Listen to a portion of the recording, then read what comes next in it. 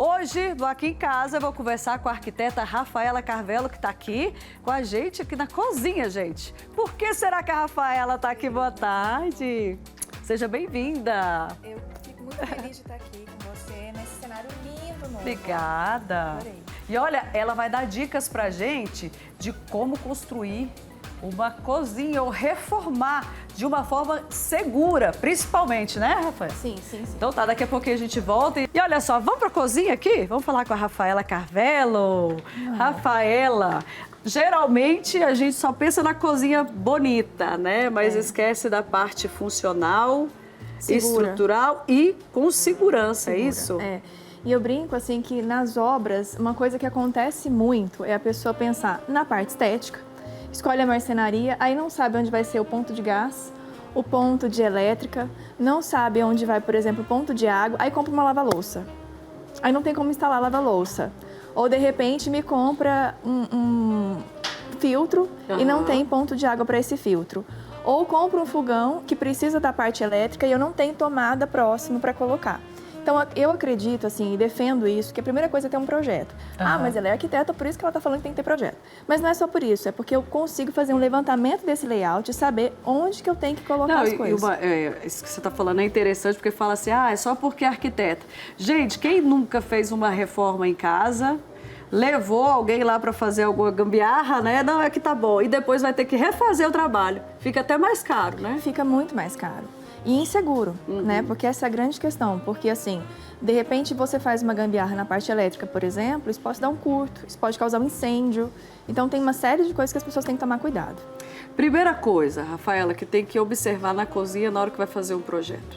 Onde estão os pontos de água e os pontos elétricos. Então, assim, onde eu tenho ponto de água e onde eu tenho ponto elétrico. Essa é a parte mais importante. Porque aí, o segundo ponto é escolher os eletrodomésticos.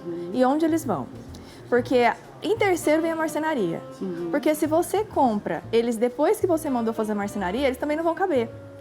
E Certo. acontece muito, muito mesmo. É muito comum em projetos que a gente pega e, de repente, não coube o micro-ondas naquele nicho que foi feito para ele, porque eu comprei um de 32 litros quando era para ser de menos litros. Vamos mostrar aqui, ó, na prática, que a gente tem um armário.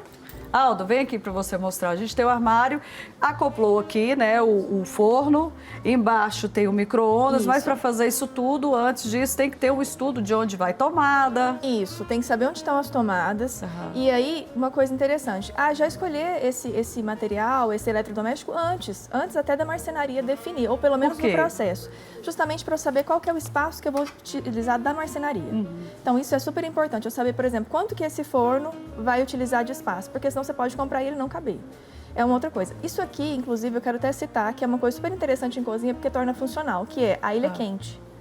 Então, assim, antigamente eu poderia colocar espalhados, ou de repente, não, eu concentro numa ilha só, num lugar só, o forno e o micro-ondas. Você falou ilha quente. Ilha quente, que a gente chama. Aonde vai ter uma temperatura mais elevada. É onde fica geralmente o forno, é onde fica o micro-ondas. Aí o cuidado que tem que ter é o quê? Sempre ter só uma parte quente dessa ilha quente, é isso? Não, a ilha quente, ela sempre...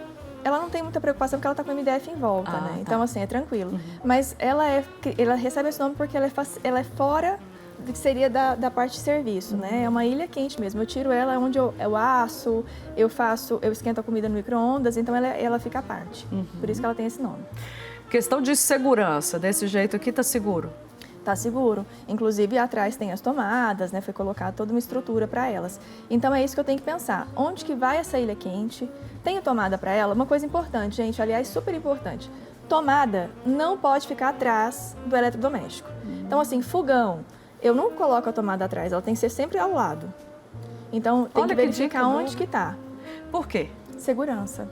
Por segurança mesmo. Porque eu tenho um aumento de temperatura. Também? Exatamente, Tá mais rápido, exatamente. mais fácil. Precisa tirar, é mais fácil.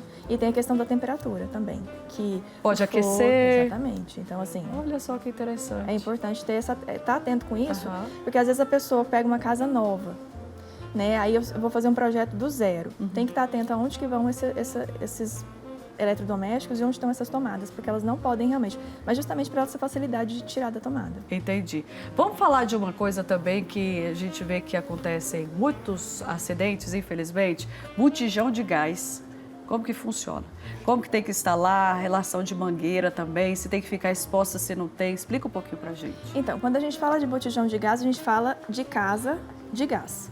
Botijão não pode mais ficar dentro de cozinha, tá? Tem que então, ser fora. Tem que ser externo. Isso já é uma determinação? Não pode? Tem Isso alguma é NBR, regra? Lei? É lei. É lei, né? É uma norma, na verdade. É uma NBR, é uma norma dos bombeiros que tem que ser seguida, né? Porque para evitar incêndio. Então, o gás, ele fica na parte externa, numa casinha. Ela tem uma casinha para ele. Eu brinco que ele é tão chique que ele tem uma casinha, ele tem um abrigo. Só para ele. Tem regra para essa casinha também, que precisa ser feita só para ele, assim como em condomínios. Né? Então, o gás, ele é canalizado, mas ele também tem que ficar a uma distância da parte residencial. Então, assim, tem toda uma questão de cabeamento, de mangueira, para oferecer segurança para a pessoa. Ou seja, dona de casa, se você ainda tem aquela casa antiga, que não tem essa parte externa aí para abrigar o seu botijão de gás, e está dentro da cozinha, presta atenção, viu? Já está na hora de fazer uma reforma aí na cozinha, né? É perigoso, porque vamos imaginar que tem um pequeno vazamento. Um pequeno vazamento com o fogo que você utiliza já causa uma explosão. Então, assim, não é comum. Mas não é porque não é comum que eu vou arriscar. Né? Então, tem que ter esses cuidados, sim. Certo. Mangueira. Mangueira tem que trocar... A mangueira, na verdade, você tem que estar atenta a ela. Né? Se Tem ela tá data de validade? Não, Também? Não, é por 5 anos, 10 anos, tá? Okay. Não é uma coisa que você vai trocar muito, até porque as mangueiras hoje, elas já não são mais aquelas mangueiras de plástico apenas. Elas têm todo o metal em volta, toda uma borracha em volta, então elas têm uma segurança maior. Eu tenho uma dúvida em relação ao botijão de gás. Você falou que ele tem que ficar do lado de fora. E aquelas cozinhas que tem uma ilha bem no meio e o fogão tá lá? O encanamento de gás passa pelo piso. É por dentro? É por baixo? dentro, por baixo. Por isso que é super importante eu pensar nisso antes de fazer a ilha. Porque eu tenho que pensar, no caso, a pessoa que está projetando ou planejando isso, que o gás vai ter que sair lá da casinha, passar embaixo e sair nessa ilha. Olha Tem só. todo o encanamento. E aí, dependendo do projeto, tem que arrancar o piso para poder passar. Doeu até o bolso.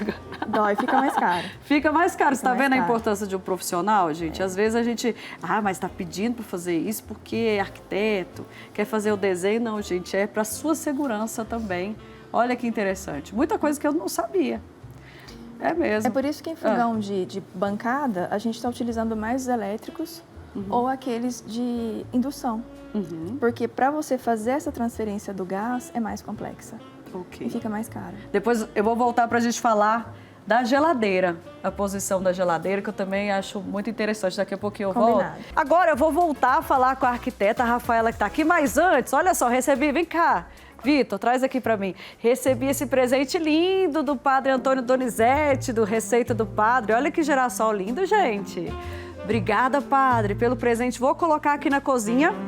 E ó, vou fazer uma visitinha pro senhor, viu? Semana que vem eu acho que eu apareço por aí, viu? Me espere. Vou colocar aqui. Lindo demais pra gente conversar com a Rafaela. Rafaela, vamos falar um pouquinho agora da geladeira. Qual lugar melhor para colocar a geladeira na cozinha? Então, na verdade, a gente tem que pensar em 3 coisas, não só na geladeira. Geladeira, fogão e pia. Nós trabalhamos com triângulo, uma triangulação. Por quê? Você vai ver fazendo aqui como facilita. Certo. Eu estou aqui na pia. Eu saio da pia e vou para o fogão. Eu sou do fogão e pego alguma coisa na geladeira. Ou eu saio da geladeira, fogão e pia. Há uma lógica nisso. De facilitar mesmo o processo de produção. É o que a cozinheira, a dona de casa mais usa, né? Então, quando a gente fala de geladeira, algumas preocupações tem que ser não ficar próximo ao fogão, porque geladeira e fogão têm temperaturas diferentes. Então, assim, acaba que o fogão não só suja de gordura a geladeira, como também tem a questão da temperatura, primeira coisa. Segundo, não deixar no espaço em que alguém vai passar. Porque a gente evita falar sobre isso, mas acidentes acontecem, né? Então, eu preciso passar com uma maca, eu preciso passar com uma cadeira de roda. Então, nada pode... Porque às vezes as pessoas fazem isso, elas colocam a cozinha assim e a geladeira de cá. Então, para passar fica complicado. E, Keisiane, quando a gente fala de segurança em cozinha, tem um outro fator que é muito importante, mas que as pessoas pouco falam. Altura de bancada, altura de pia, porque tem gente com alturas diferentes. Verdade. Então, assim, exatamente. Então, é uma coisa que a gente precisa pensar na hora que a gente vai fazer, né? Se eu sou mais alta, minha bancada vai ser mais alta. Se eu sou menorzinha, minha bancada vai ser menor. Outra coisa importantíssima, iluminação. A gente diz que a cozinha é um lugar de trabalho, eu vou trabalhar com faca. né? Eu vou ter corte nesse local. Eu vou cozinhar, eu preciso ver a cor desses alimentos. Então, eu preciso de uma iluminação, pelo menos nessa parte de trabalho, onde eu vou fazer os cortes e tal, uma iluminação mais clara. Então, Gente, vocês observaram que o que ela falou aqui não é questão só de estética, mas funcional e para segurança para a dona de casa. Rafaela, eu já vou deixar o convite para você voltar, para a gente conversar mais sobre isso, que eu tenho certeza que você tem várias dicas para dar para a gente, não só em relação à cozinha, mas os outros cômodos também da casa. E seja sempre muito bem-vinda, tá? Para mim é uma alegria só estar aqui. Obrigada. Obrigada Parabéns pelo pelo carinho. programa, viu? Que isso. Tá lindo. Eu que agradeço. Vocês que me ajudam a fazer, assim como quem me acompanha pela TV Pai Eterno, que nos ajuda a fazer esse programa tão maravilhoso, tão leve, né?